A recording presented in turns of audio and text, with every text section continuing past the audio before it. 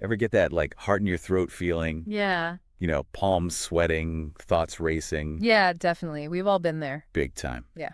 Well, today we're diving deep into some surprisingly simple yet crazy effective ways to manage anxiety. And the best part, these aren't some esoteric woo-woo things. These are practical tools you can start using right away. Exactly. Because let's face it, life can throw some curveballs, Yeah. and anxiety is a totally normal human response. It really is. And the good news is that we've got a ton of research on how to manage it, how to, take back control. Which is what this whole deep dive is about. So first up, something I used to be totally skeptical about, deep breathing. Like Mhm. actually focusing on your breath. Right. Sounds almost too simple to be true. It does. But I tried it before this, like huge radio interview, super nervous, right? And within like a minute, my heart actually stopped trying to escape my chest. I love that. And there's actual science behind why this works. It's all about your vagus nerve. The what nerve? Vagus nerve, it's like this super highway connecting your brain and your body.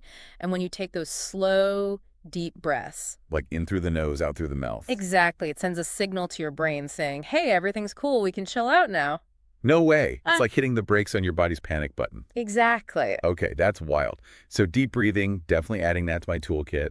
But sometimes it feels like it's not just about calming down in the moment, right? Yeah. It's like figuring out what sets you off in the first place. 100%. It's like having a smoke alarm going off, but you don't know where the fire is. You got to identify your personal triggers. Ooh, that's good.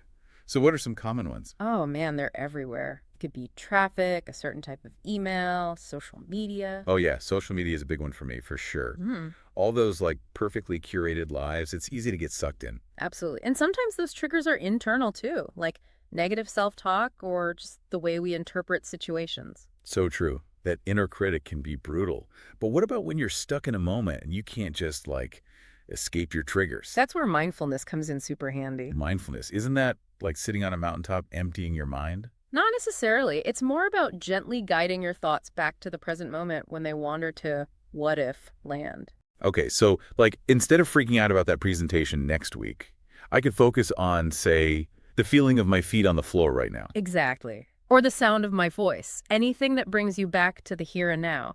It creates a bit of space between you and those spiraling thoughts. I like that. So we've got deep breathing, figuring out our triggers, and practicing mindfulness. What else? Don't underestimate the power of the basics.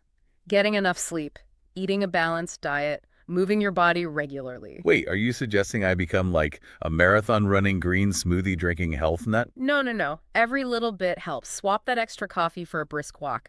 Even just 10 minutes can make a difference. Okay, that's doable. Small steps, big impact. Exactly. And speaking of things that make a huge impact, don't bottle it all up inside. Talk to someone you trust, a friend, a family member, a therapist. Sharing your worries with someone, even just saying them out loud, can be surprisingly helpful. Absolutely. And there's no shame in seeking professional help if you need it. None whatsoever.